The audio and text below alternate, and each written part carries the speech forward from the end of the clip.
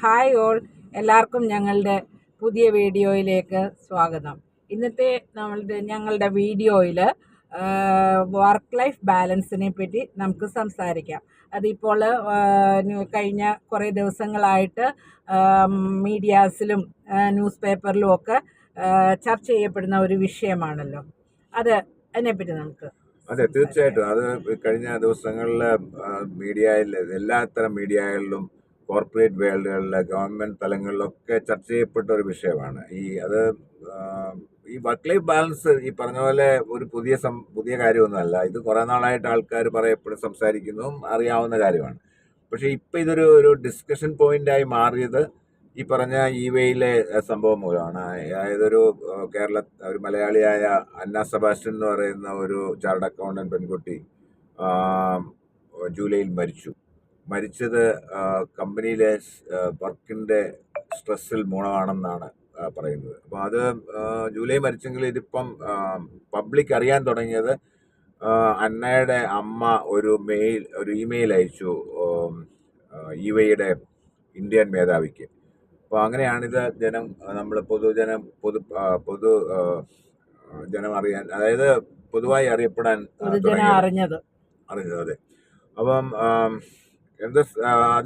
അവർ പറഞ്ഞതെന്ന് വെച്ചാൽ അവിടുത്തെ അൺഎത്തിക്കലും ടോക്സിക് ആയിട്ടുള്ള വർക്ക് കൾച്ചർ കൊണ്ടും അവിടുത്തെ പോളിസികൾ കൊണ്ടുമാണ്. അതായത് അവർക്ക് ആവശ്യത്തിൽ കൂടുതൽ ജോലി കൊടുത്തു, അവരുടേതല്ലാത്ത ജോലികൾ കൊടുത്തു, രാത്രികളിൽ വിളിച്ച് ജോലി ഏൽപ്പിച്ചു, രാവിലെ കംപ്ലീറ്റ് ചെയ്യണം എന്ന് പറഞ്ഞിട്ട് ഭയങ്കര അവർക്ക് മീറ്റ് ചെയ്യാൻ പറ്റാത്ത ഡെഡ്ലൈൻസ് കൊടുക്കുക. എന്നിട്ട് പിന്നെ അവരെ അത് കംപ്ലീറ്റ് ചെയ്തില്ലെങ്കിൽ അവരെ ഹ്യൂമിലിയേറ്റ് ചെയ്യുക.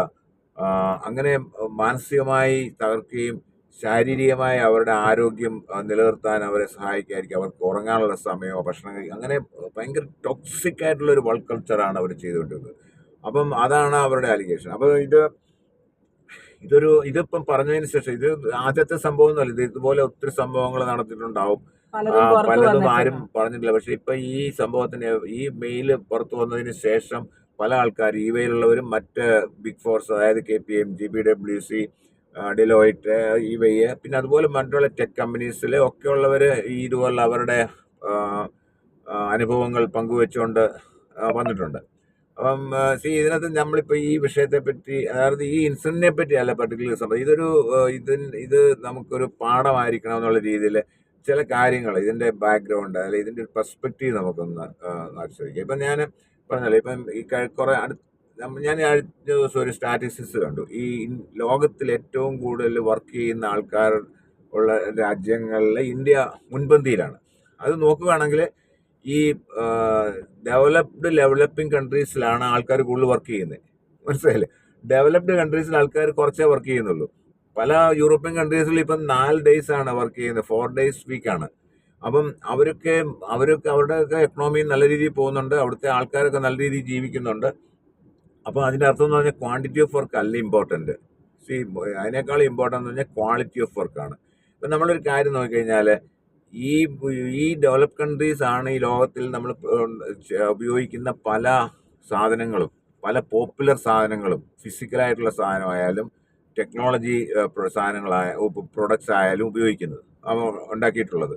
ഇന്ത്യയിലെ പലരും അതിന്റെ പുറകിലുണ്ടെങ്കിലും നമ്മൾ ഇതുവരെ അങ്ങനെ ഒരു പ്രൊഡക്റ്റ് ഉണ്ടായി ലോകത്തിന് മുമ്പിൽ അവതരിപ്പിച്ചിട്ടില്ല എന്നുള്ളതാണ് സത്യം. അപ്പോൾ അതിന്റെ അർത്ഥം എന്താണ്? 4 days work, I mean it is more of quality work, it is more of smart work. അല്ലാതെ അതിന്റെ കാരണമുണ്ട്. അത് ഇന്ത്യയുടെ പിന്നെ പ്രൊഡക്റ്റ്, അല്ലെങ്കിൽ ഇന്ത്യൻ ടെക്നോളജി കമ്പനിയുടെ, ടെക് കമ്പനിയുടെ, കൺസൾട്ടിങ് കമ്പനിയുടെ ബിസിനസ് മോഡൽ ഡിഫറെൻ്റ് ആണ്. I will come to that. അപ്പം പറഞ്ഞു വന്നു വെച്ചാൽ, ഇപ്പം കഴിഞ്ഞ ദിവസം ഒരു അശ്മീർ ഗോവർ, അതായത് ഭാരത് പേയുടെ കോഫൗണ്ടറും ഈ ഷാർക്ക് ടാങ്ക് റിയാലിറ്റി സ്റ്റോറിൽ കൂടെ ഒക്കെ ആൾക്കാർക്ക് അറിയാവുന്ന ആളാണ്. പുള്ളിയുടെ ഒരു പഴയ വീഡിയോ വന്നു. അതായത് പുള്ളി ഇവയിൽ 1 കോടി രൂപയ്ക്ക് ജോയിൻ ചെയ്തു. ആ ജോയിൻ ചെയ്ത അതേ ദിവസം തന്നെ പുള്ളി അവിടുന്ന് വിട്ടുപോയി.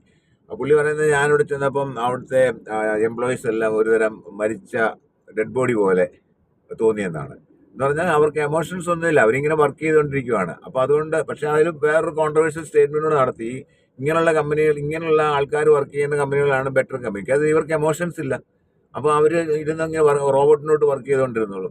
അപ്പോൾ അതുപോലെ തന്നെ അവർക്ക് വർക്ക് ലൈഫ് ബാലൻസ് വേണ്ട, അങ്ങനെ ഒരു ഡെഡ് ബോഡി പോലുള്ള ആൾക്കാരെ അങ്ങനെയാണ്. പക്ഷേ പുള്ളിക്ക് ഗ്രോവർക്ക് പക്ഷേ അതുപോലെ ഒരാളാകാൻ താല്പര്യമില്ലാത്തതുകൊണ്ട് പുള്ളി അവിടെ നിന്ന് വിട്ടുപോയി. അതാണ് സമാശ്വാസം. അപ്പോൾ ഇനി വേറെ ഒന്ന് രണ്ട് കാര്യങ്ങൾ നമ്മൾ ഈ ഒരു വർഷം മുമ്പ് നമ്മുടെ നാരായണമൂർത്തി, ഇൻഫോസിസ് സഹസ്ഥാപകനായ നാരായണമൂർത്തി ഒരു സ്റ്റേറ്റ്മെന്റ് നടത്തിയിരുന്നു. അതായത് യുവാക്കളെ 70 മണിക്കൂറെങ്കിലും വർക്ക് ചെയ്യണം രാജ്യത്തിന് ഉന്നതിക്ക് വേണ്ടി. എന്താണ് ഈ പുള്ളി ഉന്നതി എന്ന് ഉദ്ദേശിക്കുന്നത് എനിക്കറിയത്തില്ല. GDP ഗ്രോത്തും എക്കണോമിക് ഗ്രോത്തും ആണോ എന്ന് എനിക്കറിയത്തില്ല. അങ്ങനെ ആണെങ്കിൽ തന്നെ ഈ ഗ്രോത്ത് കൊണ്ട് ആർക്കാ പ്രയോജനം ഉണ്ടാകുന്നത്? ഇതിൻ്റെയൊക്കെ ഒരു ചെറിയൊരു എന്തെങ്കിലും ഒരു പീനട്സ്, അതായത് എന്തെങ്കിലും നക്കാപ്പിച്ച പോലുള്ള ഒരു ഭാഗം എല്ലാവർക്കും കിട്ടുമെങ്കിലും ഇതിന്റെ മേജർ ബെനിഫിറ്റ് ഉണ്ടാകുന്നത് ഈ ഇൻഡസ്ട്രീസ്, ഈ ഓണ്ടർപ്രണേഴ്സിനും ആ കമ്പനികളുടെ സ്റ്റേക്ക് ഹോൾഡേഴ്സിനുമാണ്. അല്ലാതെ ഈ 30 അവേഴ്സ് എക്സ്ട്രാ ഫ്രീ ആയിട്ട് വർക്ക് ചെയ്യുന്ന എംപ്ലോയീസിന് അതിൽ കിട്ടുന്നത് വളരെ തുച്ഛമായ ബെനിഫിറ്റ് ആയിരിക്കും. അപ്പം അത് അതല്ല ഇന്നത്തെ കാര്യം. ഈ പറഞ്ഞ സംഭവം, ഈ സ്റ്റേറ്റ്മെന്റിനെ ഈ പല സ്റ്റാർട്ടപ്പ് കമ്പനികളും സപ്പോർട്ട് ചെയ്തു. സ്റ്റാർട്ടപ്പ് ഫൗണ്ടേഴ്സും, ഈ ഭവീഷ് അഗർവാൾ, ഒലായുടെ ഫൗണ്ടർ അവനീഷ് ഗോയൽ, പല ആൾക്കാരും അതിനെ സപ്പോർട്ട് ചെയ്തു. കാര്യം സ്റ്റാർട്ടപ്പ് സിസ്റ്റം ഇന്ത്യയിലെ ഒരു സെറ്റപ്പ് എന്ന് പറഞ്ഞു കഴിഞ്ഞാൽ പല ആൾക്കാരും സീഡ് ഫണ്ടോ അല്ലെങ്കിൽ ബൂട്ട് സ്ട്രാപ്പ് ഫണ്ടോ ഒന്നും ഇല്ലാതെ ബിസിനസ് തുടങ്ങും. അപ്പോൾ അവരുടെ പൈസ ഒന്നുമില്ല. അപ്പോൾ അവർക്ക് ഈ ഫ്രഷേഴ്സിനെയൊക്കെ അവരെടുക്കും. കാര്യം അവർ ഫ്രഷേഴ്സ് ജോയിൻ ചെയ്തു എക്സ്പീരിയൻസിന് വേണ്ടി. അപ്പോൾ അവർക്ക് ഒന്നും പൈസ കൊടുത്തില്ലെങ്കിലും കുഴപ്പമില്ല. അവർ ഫണ്ടിങ് വരുന്നുണ്ട്, ആ ഫസ്റ്റ് റൗണ്ട് ഫണ്ടിങ് വരിക, അല്ലെങ്കിൽ IPO വരിക, അതുവരെയൊക്കെ പിടിച്ചു നീക്കുക. അത് കഴിയുമ്പോൾ സ്റ്റോക്ക് ഓപ്ഷൻ തരും, ESOP തരും എന്നൊക്കെ പറഞ്ഞ് അവരെ പിടിച്ചു നിർത്തും. ചില കമ്പനികൾക്കൊന്നും ഇതൊന്നും നടക്കാൻ പോകുന്നില്ല. ഫണ്ടിങ്ങും കിട്ടത്തില്ല, IPO നടക്കത്തില്ല, അതെല്ലാം ഇഷ്യൂ ആയി പോകും. മറ്റുള്ള കമ്പനികൾ കിട്ടിയാൽ തന്നെ അതിന്റെ മേജർ ബെനിഫിറ്റ് വരുന്നത് ഈ എന്റർപ്രണേഴ്സിനാണ്, അല്ലെങ്കിൽ അവിടെ അതിന്റെ ഫണ്ടിങ് നടത്തിയ ഇൻവെസ്റ്റേഴ്സിനാണ്. അവർക്ക് കിട്ടരുതെന്നല്ല പറഞ്ഞത്. അവർ റിസ്ക് എടുത്ത് ബിസിനസ് നടത്തി ഇൻവെസ്റ്റ് ചെയ്യുകയും ഐഡിയ കൊണ്ടുവരികയൊക്കെ ചെയ്യുന്നവർക്ക് they should benefit, no doubt about that. പക്ഷേ അത് it should be at the cost of the people who work for them. അതാണ് അതിനകത്തെ പോയിന്റ് എന്ന് പറയുന്നത്. അപ്പം പിന്നെ ഒരു കാര്യം കൂടെ, ഇപ്പൊ ഈ നാരായണമൂർത്തി പറഞ്ഞ സ്റ്റേറ്റ്മെന്റിൽ എനിക്ക് വലിയ സർപ്രൈസ് ഒന്നും തോന്നിയില്ല. കാരണം എന്താണെന്ന് വെച്ചാൽ, ഈ ഇൻഫോസിസ് പോലുള്ള കമ്പനികളുടെ ബിസിനസ് മോഡൽ എന്തുവാണ്? ലേബർ ആർബിട്രാജ് എന്ന് പറയും. അതായത് നമ്മുടെ രാജ്യത്തെ ലേബർ കോസ്റ്റ് മറ്റ് വലിയ ഡെവലപ്ഡ് കൺട്രീസിലെ ലേബർ കോസ്റ്റിനേക്കാളും വളരെ വളരെ തുച്ഛമാണ്.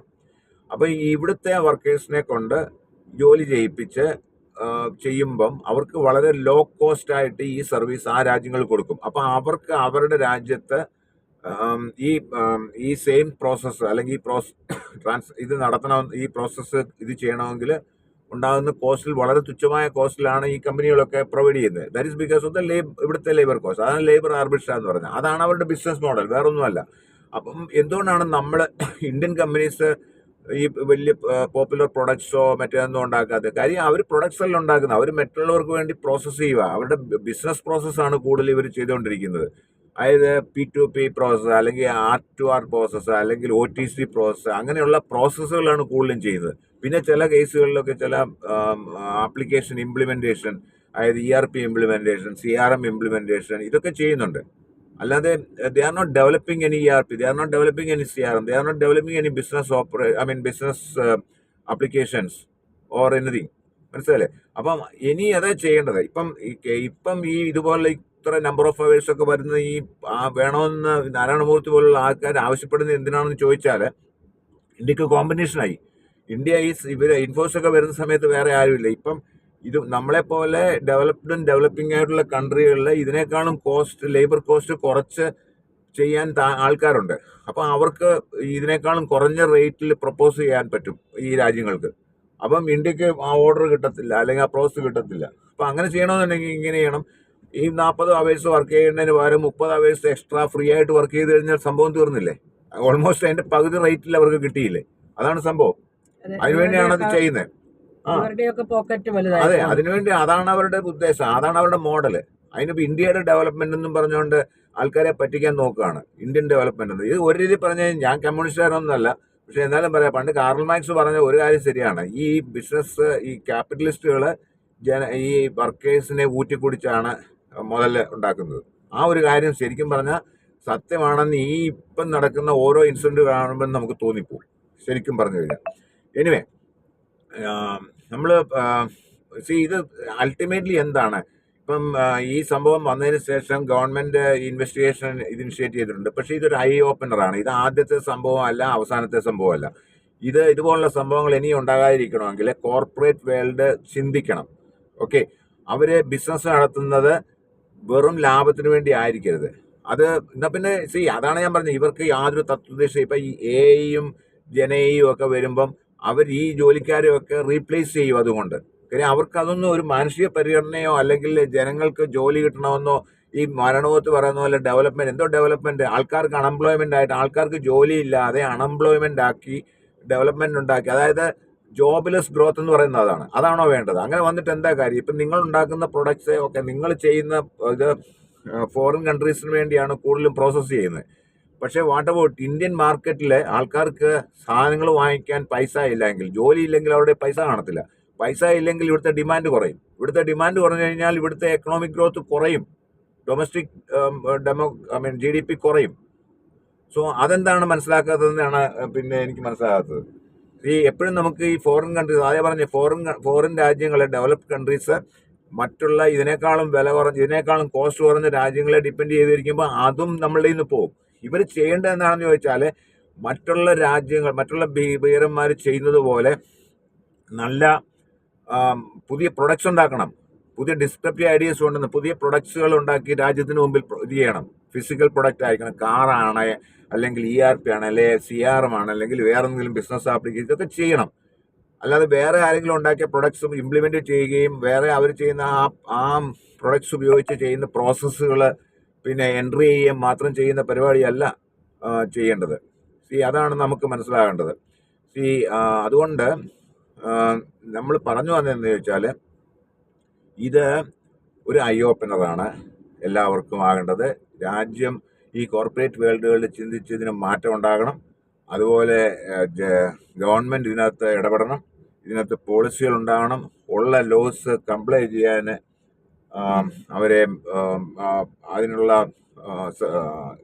സാധ്യതകൾ ഉണ്ടാക്കണം. അതാണ് എനിക്ക് പറയാനുള്ളത്. എനിക്ക് പറയാനുള്ളത് എന്താണെന്ന് ചോദിച്ചാൽ, ഇപ്പോഴത്തെ ചെറുപ്പക്കാര് അവരുടെ ജോലിയിടയിലുള്ളതായ ഈ വർക്ക് ലൈഫ് ബാലൻസ് ഉണ്ടോ എന്നുള്ള ഒരു തീരുമാനം അവർ തന്നെ സ്വയം എടുക്കണം.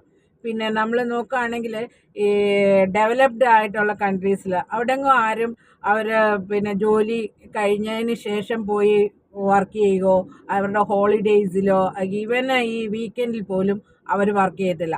വെള്ളിയാഴ്ച ആയി കഴിഞ്ഞാൽ പിന്നെ ക്ലോസ്ഡ് ആണ്. എന്നാൽ അതേസമയം നമ്മുടെ ഇന്ത്യക്കാർ ഇമെയിലും നോക്കത്തില്ല. അതേസമയം ഇന്ത്യയിലോ 24/7 hours നമ്മുടെ ആൾക്കാർ ജോലി ചെയ്യാനായിട്ട് തയ്യാറാണ്. അപ്പോൾ അത് പിന്നെ എന്താ പറയുന്ന ആ ഒരു കൾച്ചർ ഇന്ത്യയിൽ നിന്നും മാറുകയാണെങ്കിൽ തീർച്ചയായിട്ടും ഇതുപോലെയുള്ള അന്ന സെബാസ്റ്റ്യനെ പോലെയുള്ള ഇൻസിഡൻറ്റുകൾ ഉണ്ടാകത്തില്ല എന്നാണ് ഞാൻ തീരുമാനിക്കുന്നത്. അപ്പം ജീവിതം ജീവിക്കുക, വർക്ക് ചെയ്യേണ്ട സമയത്ത് വർക്ക് ചെയ്യുക. അതെ, അത് ഞാൻ ഒരു കാര്യം കൂടെ പറഞ്ഞ് നമുക്കത് അവസാനിപ്പിക്കാം. ഇപ്പം നമ്മളിപ്പം കൂടുതലും ഈ നാരായണമൂർത്തി ഇന്ത്യൻ ടെക്കി കമ്പനി, പക്ഷേ ഇത് എല്ലാവർക്കും ആപ്ലിക്കബിൾ ആണ് കേട്ടോ. ബിഗ് ഫോർസ് മാത്രമല്ല, ഇന്ത്യൻ ടെക്കി കമ്പനീസ് മാത്രമല്ല, മറ്റുള്ള കൺവെൻഷണൽ കമ്പനീസിൽ പോലും ഇതുണ്ട്. ബിക്കോസ് നമ്മുടെ ഒരു വർക്ക് കൾച്ചർ, ഒരു മൈൻഡ് സെറ്റ് അങ്ങനെയാണ്.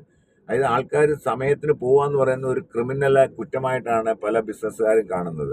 മനസ്സിലായില്ലേ? അവർ വർക്ക് ചെയ്യാതിരിക്കുന്നു എന്നുള്ളതല്ല, അവർ ചുമ്മാ അവിടെ കുത്തിയിരിക്കുക എന്നുള്ളതാണ്, അവിടെ വെറുതെ ഇരിക്കുക എന്നുള്ളതാണ് കൂടുതൽ എഫിഷ്യന്റ് ആയിട്ട് അവർ കണക്കാക്കുന്നത്. അതിനേക്കാൾ അത് സ്മാർട്ട് വർക്കിനെ കൂടുതലും ഹാർഡ് വർക്കിനാണ് ഇവിടെ വളരെ important. Number of hours work ചെയ്യുക, അല്ലാതെ ക്വാളിറ്റി ഓഫ് ദ വർക്ക്, ടൈമിന്റെ ക്വാളിറ്റി അല്ല, അല്ലെങ്കിൽ അതിന്റെ ക്വാണ്ടിറ്റി ആണ് ഉദ്ദേശിക്കുന്നത്. അതൊരു നമ്മുടെ ഒരു കൾച്ചറായി. നമുക്കങ്ങനെ ആൾക്കാരിപ്പം ഒരാളിപ്പോൾ ടൈമുണ്ട്, ആ ടൈമിന് ഇറങ്ങിക്കഴിഞ്ഞാൽ ഈസ് ഗോയിങ്, ആ ഒരു മെന്റാലിറ്റിയാണ്. ആ ഞാൻ ഇത്രയും വർഷം പല ഇന്ത്യൻ കമ്പനികളിൽ ഇന്ത്യയിൽ വർക്ക് ചെയ്തുകൊണ്ടാണ് ഞാൻ പറയുന്നത്. അപ്പോൾ അത് എല്ലായിടത്തും ബാധകമാണ്. പിന്നെ ഒരു കാര്യം കൂടെ പറഞ്ഞു, ഇപ്പം ബിഗ് ഫോഴ്സിന്റെ കാര്യം പറഞ്ഞില്ലേ, ബിഗ് ഫോഴ്സ് ഇന്ത്യയില്ല, പക്ഷെ they won't do this same thing in other countries because it's a multinational company. They work, അവർ പിന്നെ ലോകത്തിന്റെ ഡെവലപ്ഡ് ആൻഡ് ഡെവലപ്പിംഗ് കൺട്രീസിൽ വർക്ക് ചെയ്യുന്നുണ്ട്. മനസ്സിലായില്ലേ? അവിടെയൊക്കെ അവർ പിന്നെ അവർ ഭയങ്കരമായിട്ട് ചാർജ് ചെയ്യും. അതേപോലെ തന്നെ they have to pay their employees also. അതുകൊണ്ടാണ് അവർ മോസ്റ്റ്ലി ഇതെല്ലാം പല കാര്യങ്ങളും ഇവിടെ ഔട്ട്സോഴ്സ് ചെയ്യുന്നത്. ഔട്ട്സോഴ്സ് എന്ന് പറഞ്ഞാൽ ഇത് get things for labour cost. Even കുറച്ച് consulting, I mean high end consulting also they outsource because they will get the services for peanuts. അതാണ്. പക്ഷേ എനിവേ ബോട്ടം ലൈൻ ഇതാണ്. നമ്മൾ ഒരു കാര്യം എല്ലാവരും മനസ്സിലാക്കണം. കോർപ്പറേറ്റ് വേൾഡും ഓണ്ടർപ്രിനേഴ്സും ബിസിനസ്സുകാരും ഇൻവെസ്റ്റേഴ്സും ഗവൺമെന്റും എല്ലാം മനസ്സിലാക്കേണ്ട ഒരു കാര്യം, ഈ ജനങ്ങൾ എന്ന് പറയുന്നത്, അതിപ്പോൾ വർക്കേഴ്സ് എന്ന് പറയുന്നത് ഹ്യൂമൻ റിസോഴ്സ് ആണ്, ഹ്യൂമൻ ബീയിങ്സ് ആണ്.